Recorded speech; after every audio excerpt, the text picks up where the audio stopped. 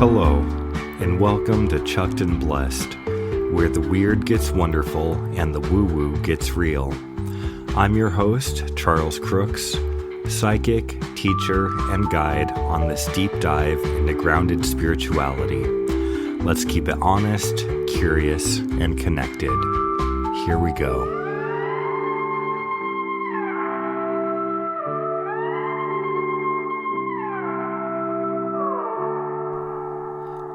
Well, hello my friends. Welcome to another episode of Chucked and Blessed.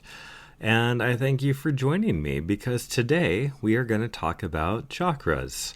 I feel like this is kind of a subject that a lot of people have just very genuine kind of baseline knowledge of, but not really a lot of deeper knowledge or experience with it because they can kind of be a very nebulous subject in trying to understand what they are and how to even experience them. So that is what we are going to focus on today. But first, I do want to share one other thing kind of in relation to spirit communication. I know last episode I focused a little bit more on the aspects of higher spirit guides. But last night, I had the great pleasure of going to see Tyler Henry live in person. And so if you don't know who he is a very famous psychic medium that has done all sorts of celebrity readings through a few different TV shows and all sorts of YouTube clips online as well. And it was just really cool to experience how he reads, how he does his thing. So I've always kind of had an interest in him being, I would say, definitely one of the more genuine TV personalities that we have, just because how he describes his reading process, I find it very similar to what I experience in my own life, especially with having symbols and imagery come through that is not literal. A lot of the times those symbols need to be interpreted. And so even though we can get literal things that will come through, I would say the majority of the time it is a symbolic language that we need to interpret when we read. And so I've always just found him to be very genuine in how he describes his reading process, and overall just a very genuine human being. And I think as always, no reader is absolutely perfect. There were things that he didn't quite connect on at times, but when he really did connect, he connected very well with people, and that was really cool to see. So I would say he definitely gets my endorsement of being one of the genuine people out there.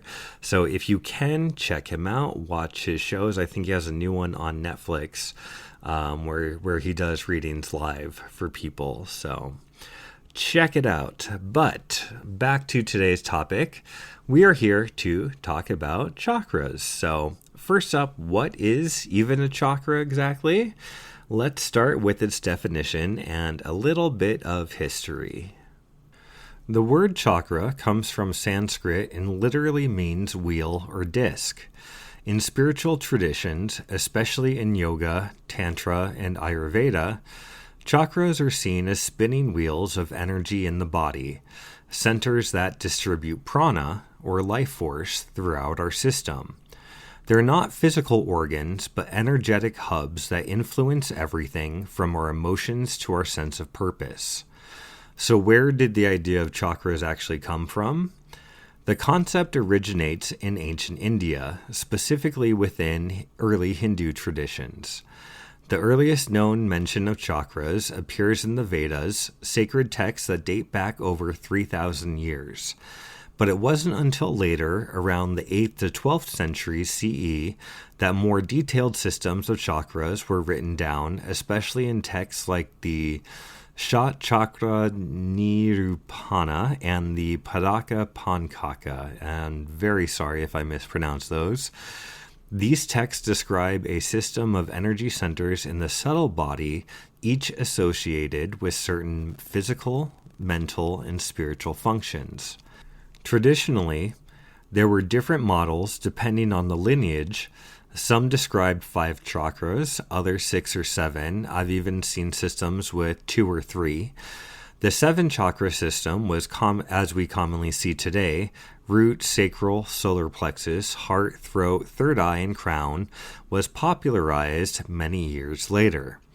So in the early 20th century, theophysicists and Western occultists began blending chakra teachings with Western esoteric ideas, psychology, and color symbolism. Thinkers like C.W. Leadbeater and later Carl Jung helped bridge Eastern philosophy with Western frameworks, adding their own interpretations.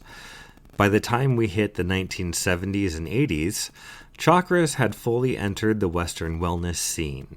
They were now associated with the rainbow colors, crystals, affirmations, and guided meditations, much of which do not exist in the original texts.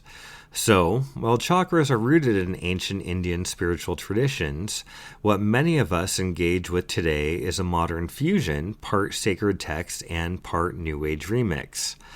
Understanding that history lets us work with chakras more respectfully and intentionally, not as fixed rules, but as tools for exploring energy, healing, and deeper levels of self.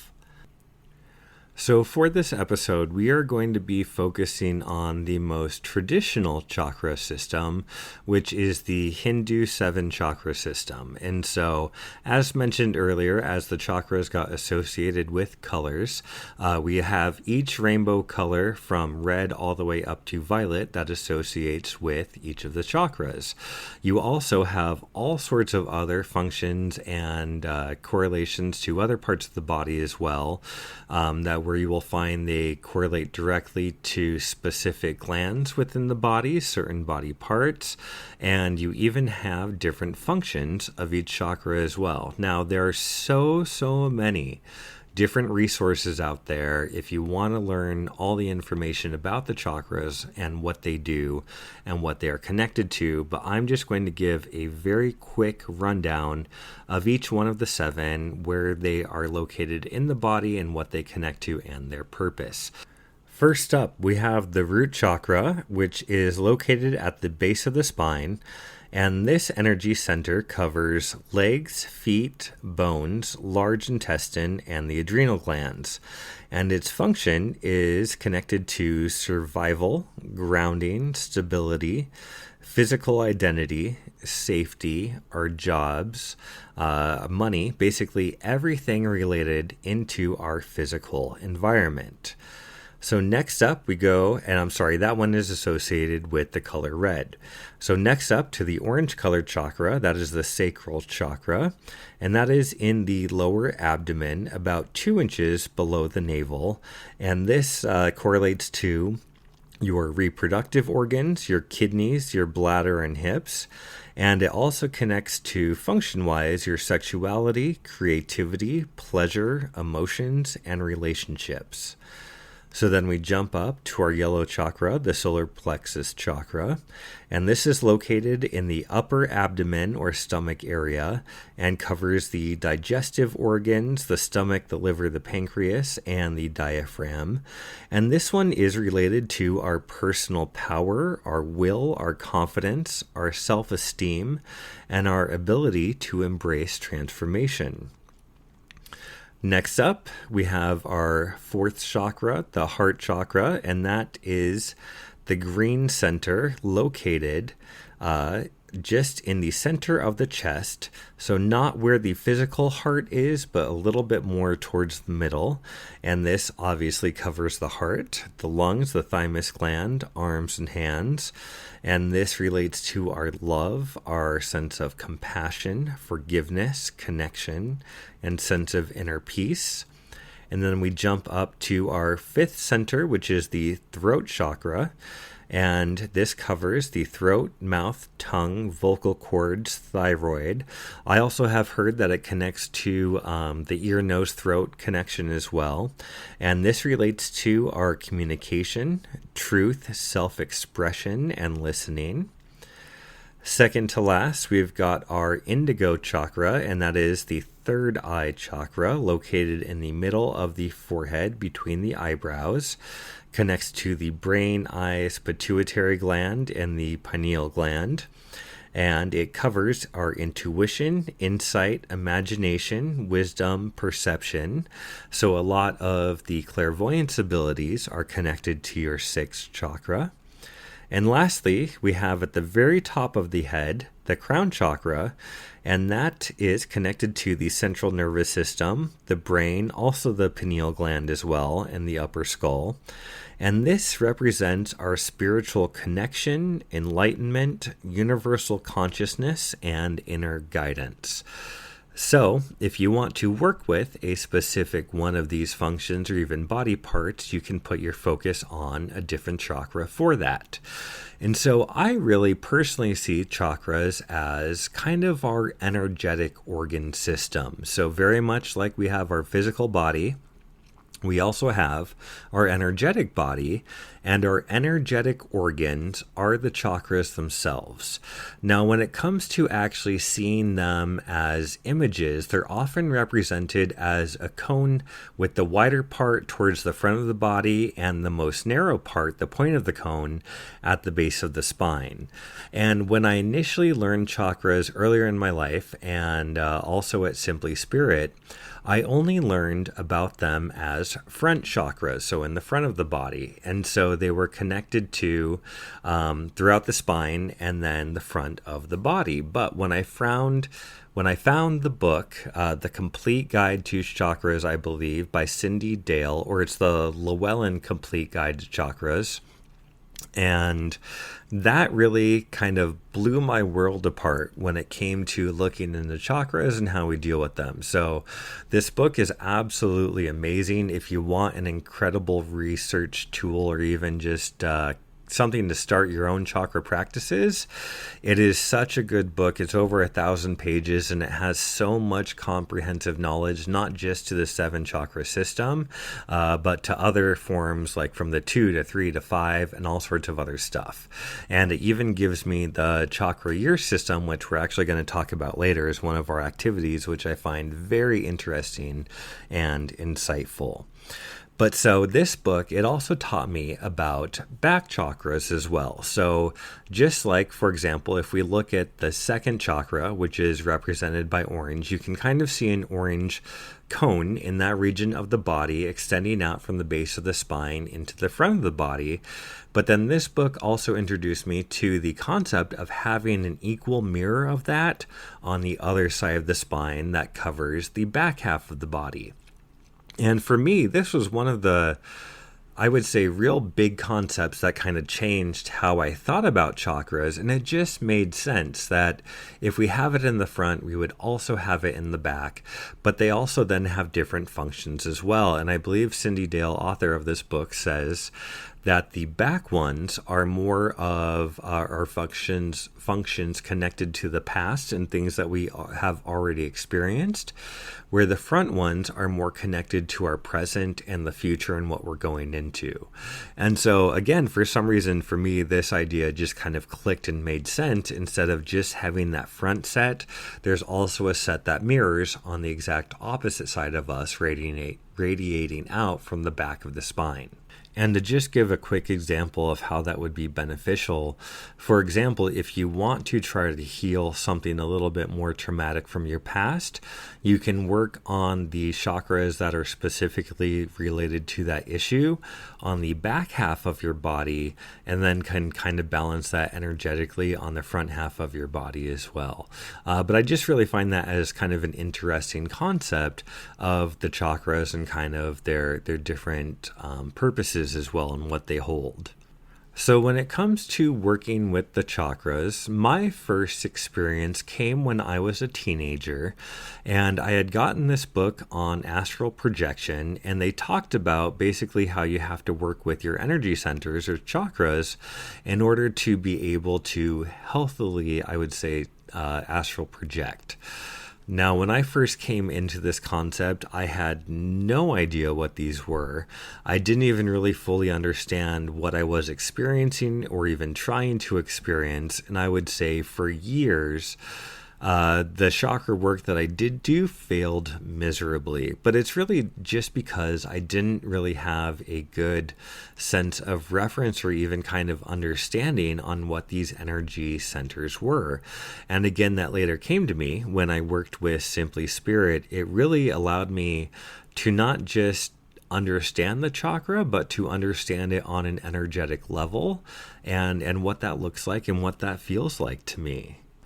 And I also think that when it came to my focus of what chakras I wanted to work with, I definitely had an interest in everything from the heart and above. Well, I should say more specifically, I was really interested in the 6th and the 7th chakras, which of course are more psychic centers, because I believed if you work with these a little bit more, that maybe it would open up my natural intuitive abilities on a bigger or greater level. But again, I would do meditations for these things, but I really had no idea of if I was even really working with them or if I was really even connecting with them at all.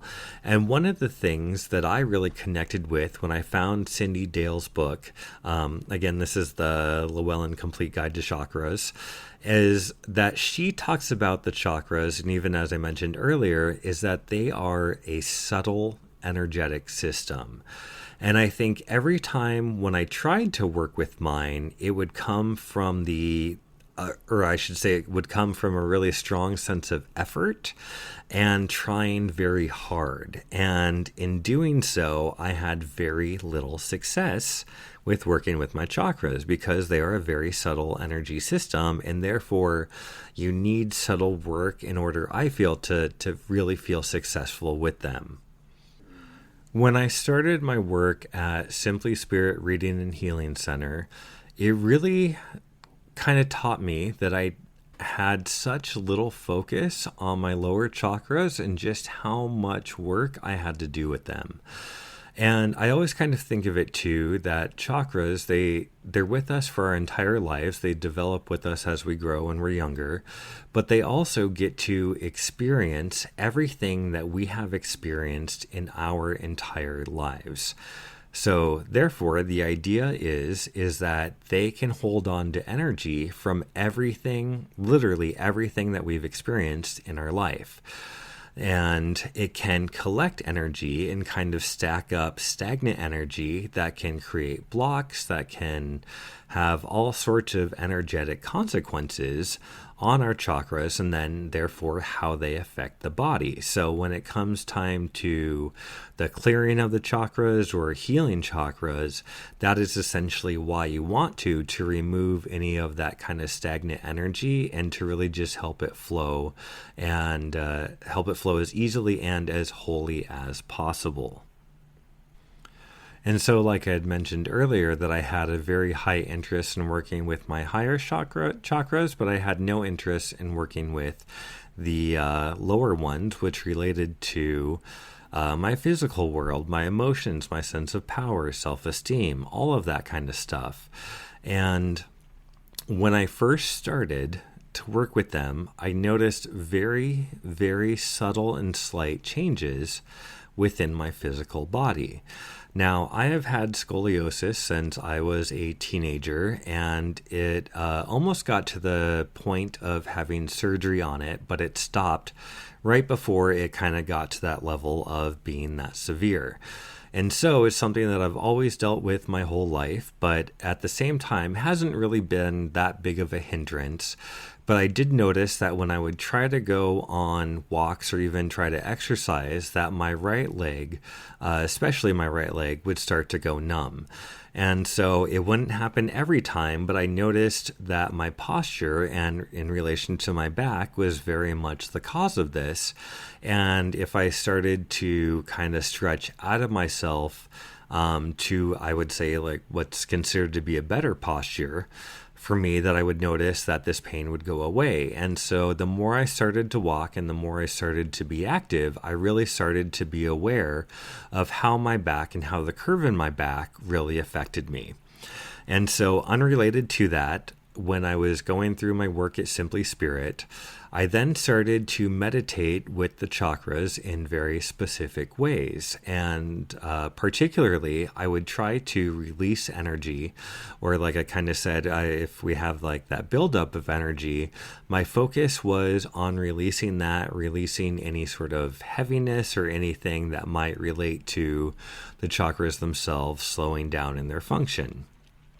And what I noticed was unintentionally related to my back, that every time, especially I worked with my lower chakras, like 1, 2, and 3, that I would almost kind of have these little clicks of my body responding to the energy that I was releasing. And it almost felt like I was slowly, ever so slowly, starting to almost kind of unfold out of my curve a little bit more and a little bit more at a time.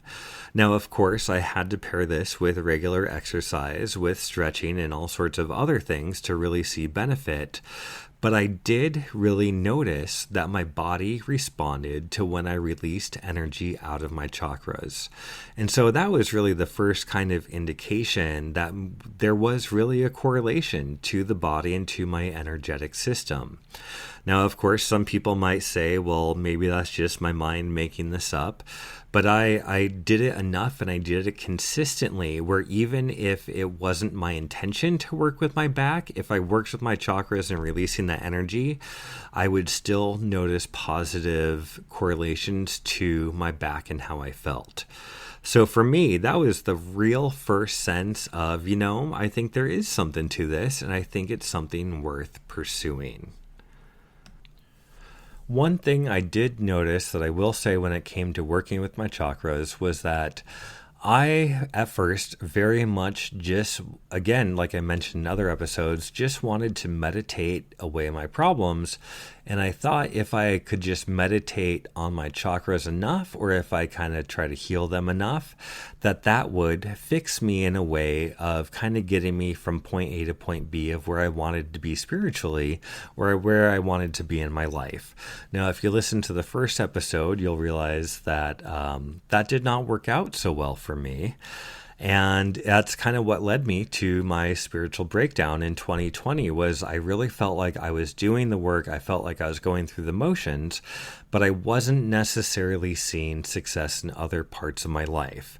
So now let's go back to my back example. And I realized that not only was I doing the energy releasing of my chakras, but I also then was doing physical exercise that paired with it.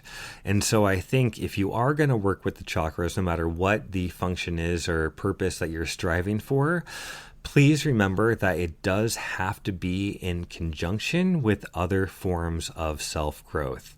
And I really find that the mental component and the emotional component of self really, really affects chakras. And when you work on all of these together, you can really find balance pretty quickly, honestly. And even now when I do my exercises to bring my chakras back into balance, I really find that it does make a difference into my well-being and how I feel. But I also have to echo that with how I'm being aware of how I'm feeling mentally and emotionally and physically, as they're all components that work together.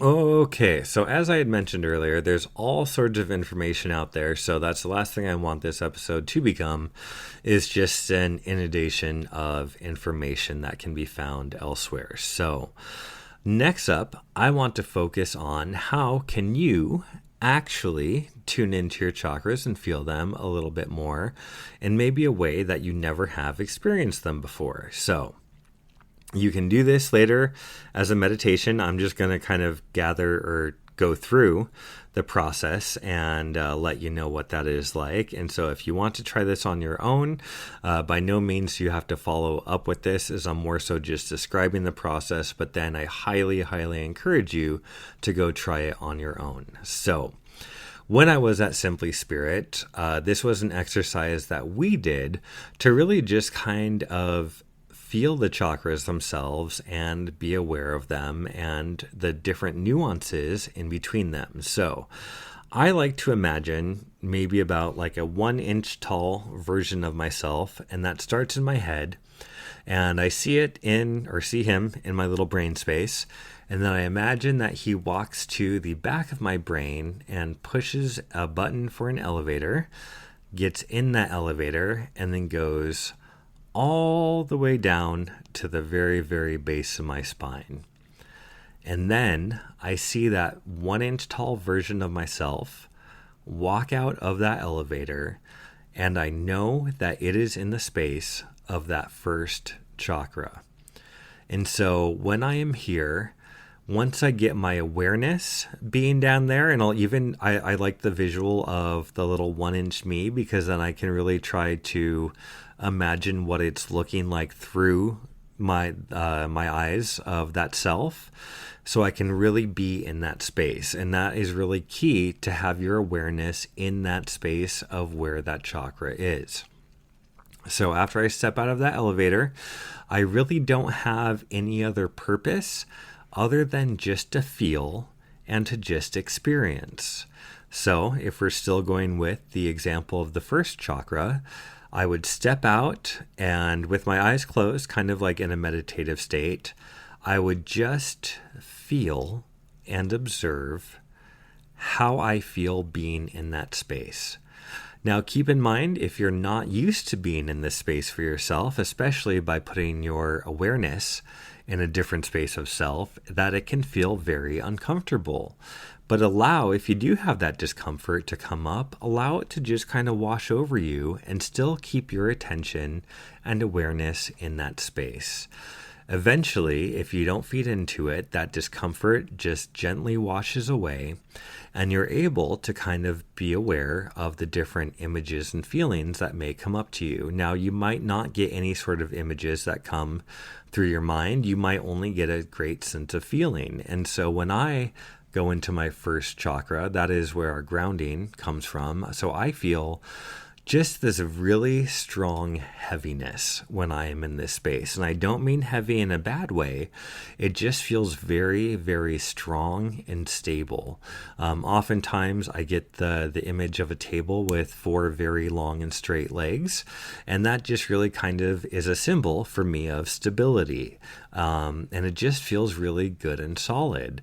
Whereas if I do this and take my little 1 inch self up to my second chakra, then I'm probably going to experience a complete different set of feelings and awarenesses, or we might even have all sorts of different images come in. And so it's not really about judging what comes up, but really just about experiencing and feeling for yourself. And I even recommend writing things down of what you felt, what you experienced there, because there may be correlation or important details on how you relate to that chakra that might be important to you, or it might even give you direction on what kind of energies you need to let go of. But I really think it's such a good activity to just put yourself in that space with a sense of awareness of what is there, and just observe and just feel and just let yourself be. So once again, from the very top, little 1-inch self, I imagine that in my brain first, goes to an elevator, rides that elevator down my spine to whatever chakra of my choosing, in this case going down to the first, and then I would kind of work my way up from there through all 7. But it's really just to get you acquainted with your chakras and understand how they feel for you.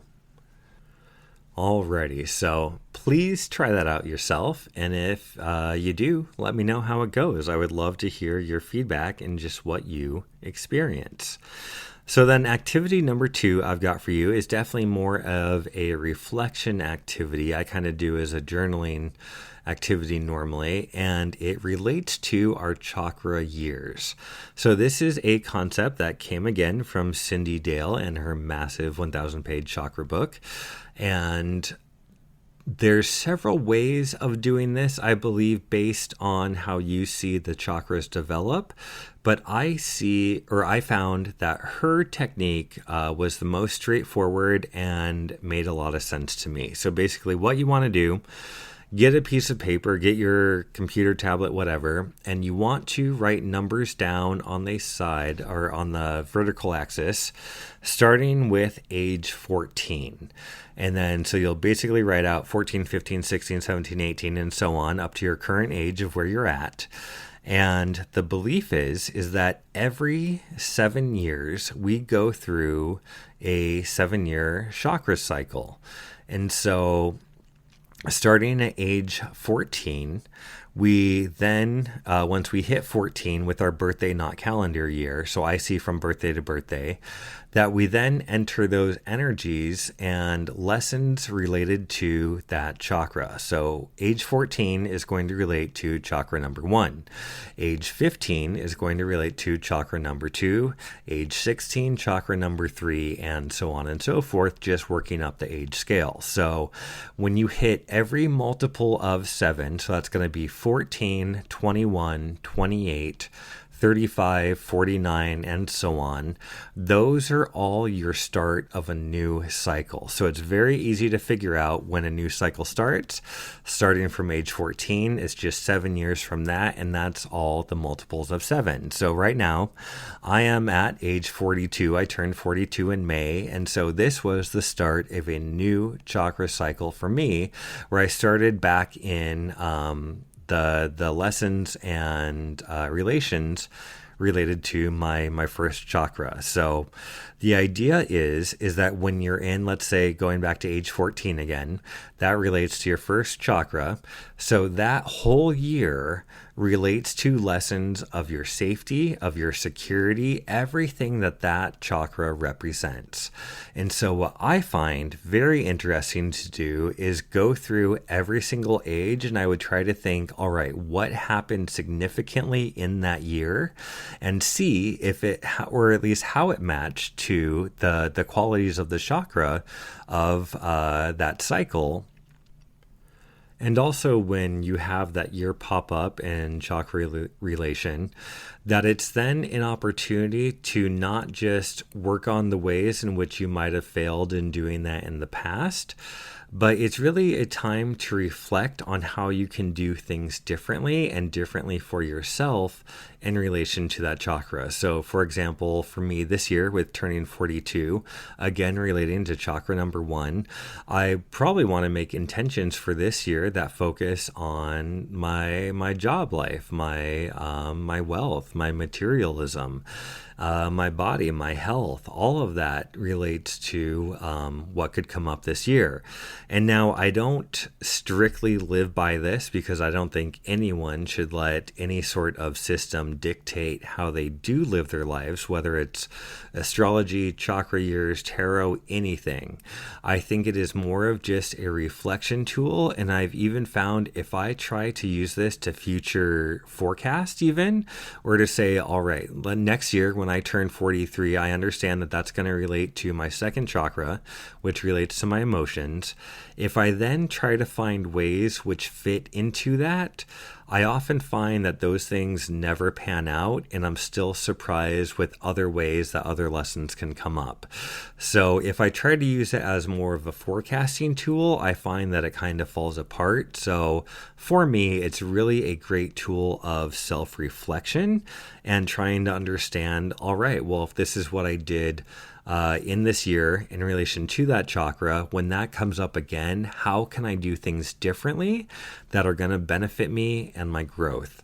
So really, it's just a really interesting way to kind of self-reflect and to kind of look back on things and to say, all right, how has my energy not just affected me, but affected me throughout my years? And it's a really cool exercise. So again, if you do this, you're just writing down ages starting at 14 and up to where you are now, and then just going back each year and seeing what were the big events that happened and seeing how they correlate to that chakra in that year. So again, to reiterate, like year 14 is first chakra, year 15 or age 15 is second chakra, and so on. So age 21, again, first chakra, age 22, second, 23, the third, 24, the fourth, and so on, until you get that to that new multiple of 7 where the cycle starts over again. So yes, please try it out. Let me know what you find.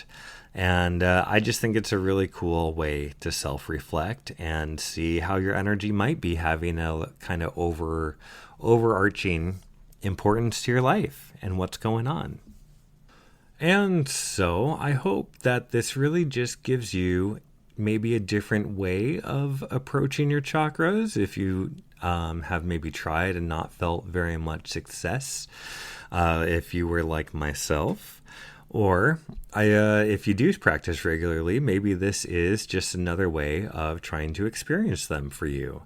So again, as always, I would love to hear about your experiences and what you're going through. And if you have any questions, by all means, please reach out, as I would love to talk about such. Because my way is not the only way. And I really find that when people practice, we often find ways that we didn't even intend to kind of do or get to, and they just kind of happen. And that is the magic of just experiencing this and seeing what comes up. So I would very much love to hear what you guys experience. But that is officially all I have for you today. I cannot thank you enough for being here and, as always, being open. You can visit charlescrooks.com or email me directly at info@charlescrooks.com if you want to book a reading or even just share your experiences. But my friends, may you be forever chucked and blessed and always go into this world with clear eyes and an open butt. Until next time, stay curious, my friends.